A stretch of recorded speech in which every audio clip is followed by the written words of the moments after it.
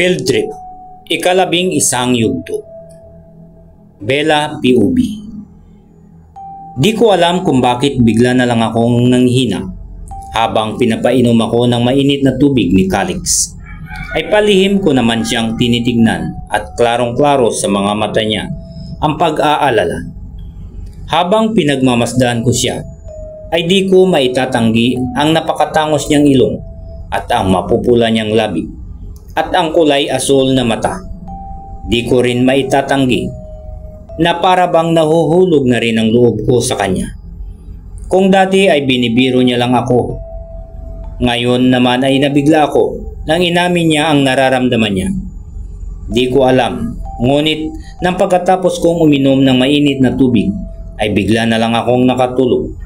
Siguro ay dahil sa pagod at sa bigat ng aking katawan. Ngunit nagising na lang ako bigla nang niyog-yog ako ni Calix para gisingin. Valentine POV. Nagulat ako sa mga narinig ko kay Trixie na si Faye at Regan pala ang mamamatay tao. Di ako makapaniwala na magagawa nilang pumatay ng tao. Di na lang ako nagtanong kay Trixie dahil ang nangingibabaw ngayon sa akin ay ang takot at di na alam ang gagawin. Trixie, Edward, ano na ang gagawin natin? Sabi ko habang nanginginig dahil sa sobrang ginaw. Di pa rin kasi tumitila ang ulan at andito lang kami sa ilalim ng puno. Mas mabuti hanapin muna natin si Calix at Bella para makaisip tayo ng magandang plano. Sagot naman ni Trixie. Sumang-ayon naman si Edward dahil mukhang ito nga ang tamang gawin. Pagkatapos naming mag-usap ay umalis na kami sa kinaroroonan namin. Dahan-dahan kami sa paglakad para di kami makita. Nakayuko kami at kung kailangan gumapang ay gagawin namin. Labis pa rin ang pagbuhos ng ulan at medyo madulas na ang paligid. Wala kaming dalang ilaw kaya minsan nahihirapan kami kung saan kami dadaan. Nauna si Edward, nakasunod naman si Trixie at nasa hulihan ako. Di kami pwede maghiwalay dahil napakadelikado ng sitwasyon. Calix POV. Tinignan ko si Bella na nakasanday sa aking balikat at nakatulog na pala ito. Nang hinawakan ko ang noo niya ay di siya masyadong mainit at mukhang bumabalik na ang lakas niya. Habang pinagmamasdan ko siya ay naalala ko naman kung paano ko siya unang nakita at kung paano nahulog ang loob ko sa kanya. Aayusin ko sana ang pagkahiga niya para makatulog siya ng maayos nang may narinig akong isang ingay na nanggagaling sa labas. Bukod sa ingay ng ulan ay parang may naririnig ako ng mga padyak ng paa. Agad ko namang ginising si Bella dahil mukhang natunto na kami ni na Regan at Faye. Bella, gising. Sabi ko sa kanya ng pabulong habang niyuyugyug ang kanyang balikat. Agad naman siyang nagising at tinanong kung bakit. Kaya agad kong ipinaliwanag sa kanya ang lahat. Dali-dali kaming lumabas sa kubo kahit umuulan pa rin dahil iba talaga yung mga nararamdaman ko. Dahan-dahan kong inalalayan si Bella sa bawat hakbang niya dahil medyo mahina pa ito. Dumaan kami sa may likuran ng kubo para hindi kami makita, ngunit paglabas pa lang namin ay nagulat kami ng biglang Faye POV. Determinado na ako na patayin yung mga hayop na iyon. Kahit patuloy sa pag-ulan ay patuloy pa rin naming hinahanap yung mga tumatakas. Buo ang loob ko na di pa sila nakakalayo dahil masyadong madilim ang daan at saka di nila alam yung mga pasikot-sikot dito. Alam ko na pala ang lugar na ito dahil ako mismo ang nag-suggest kay Profesor na dito kami mag-field trip. Isa pala ito sa mga paborito naming puntahan ni Tricia nung buhay pa siya. Nung bata kami ay dito kami nagtatakbo nung nagtatrabaho pa ang magulang ko dito. Isa kasi sa mga nagtrabahador si Mama dito at sinasama niya kami dahil walang maiiwan sa amin dahil may iba ring trabaho si Papa. Habang patuloy kami sa paghahanap, ay napansin namin ang isang kubo sa di kalayuan. "Regan, mukhang may tao sa kubo na yun." Sabi ko habang tinuturo ang kubo. Kapansin-pansin kasi na mukhang isa sa kanila ay pumunta dyan sa kubo para magtago. Pero ang malas nila dahil madali lang namin itong natuntun. "Ako sa harap, dumaan ka sa likod," sabi naman ni Regan na sinang-ayunan ko. Dahan-dahan kami sa paglakad para hindi mapansin. At nang makarating na kami sa kubo, ay kumpirmado na may tao nga dito. May naiwan kasi na punit na damit sa isang matulis na kahoy. Siguro ay nung pagtakbo nila ay nadaplisan ang damit ni Bella at may naiwan na konti. Alam ko na kay Bella ito dahil kulay puti at siya lang naman ang nakasuot ng kulay puti sa kanila. Dahan-dahan akong pumunta sa may likuran ng kubo at si Regan naman sa may harap. Habang naghahanda ako ay nagulat ako nang bigla itong nagbukas at lumabas sina Calix at Bella. Bella POV. Tatakas na sana kami ngunit nabigla ako nang nakaharang na si Pay sa aming daanan habang hawak-hawak ang isang alambre. "Gotcha!" sabi pa niya habang inihanda ang alambre niya. Inawakan naman ako ni Calix sa aking mga kamay at pinakiusapan si Pay na itigil na niya ito. Ngunit kahit anong pakiusap namin ay di pa rin siya pumayag.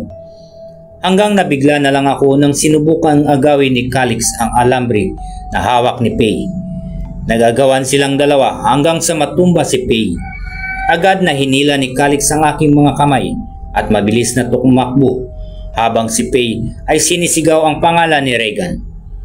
Patuloy lang kami sa pagtakbo hanggang sa nakarating kami sa isang bangin.